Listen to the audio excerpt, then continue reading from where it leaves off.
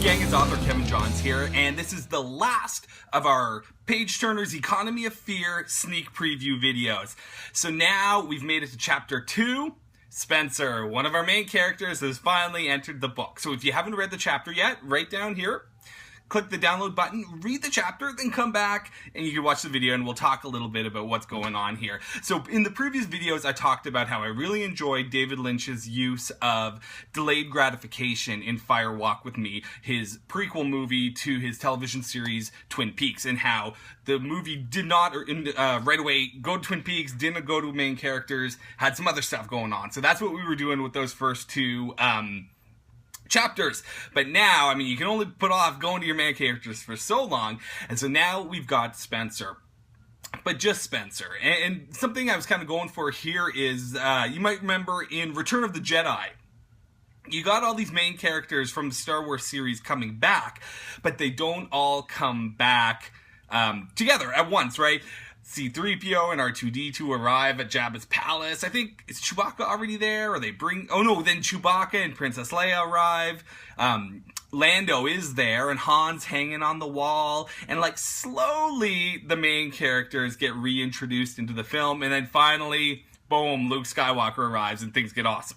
So, we're doing a little bit of that here. Rather than just bringing the whole gang from the first book back together, I'm introducing Spencer first. And as you can see, this is a rough chapter for Spencer.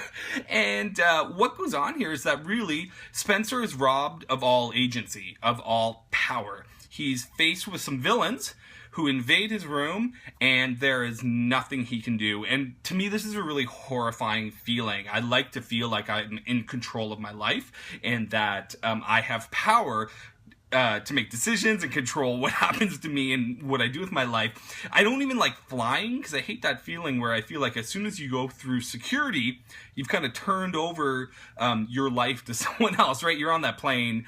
You have very little control over what happens while you're on that plane until you're checked off. So anyway, I like to control my life, and so this idea of these bad guys coming in and taking control of Spencer to a point where he can't even move his body, he can't scream for help, is really horrifying my idea for me. And this idea of alien abduction coming into your bedroom, your sanctuary, and like plucking you out of your bed to go do who knows what with you, that was always a big fear for me as a teenager, or as a kid really, watching The Outer Limits and watching the Unsolved Mysteries. Those were the two big kind of serial shows with the paranormal stuff when I was a kid that scared me, right? And, I think there's something about your bedroom as a child. It's where you're supposed to be safe, where you're supposed to be comforted, and this idea of a monster or an alien being coming in and doing something to you in your bedroom is especially terrifying, especially for a child. And we've got Alderwood in here, right? So one of our villains, our man in black from the previous book, also has an appearance in this scene. And, the idea here is that Spencer has not only been robbed of his power to protect himself by these aliens, but even the police and these authority figures, the symbols of the adult world, aren't going to help him out either. So it's a really crappy chapter for Spencer, and it's kind of our hook scene. It is what is going to set the events in motion for this book. So, if you read the first book, that threat from the first book has kind of been put to rest. And now we've got a new threat. These aliens have abducted Spencer from his bedroom and from the planet Earth. So how is Spencer going to escape these aliens' clutches who seem to be so powerful? And how's he going to get back to Earth?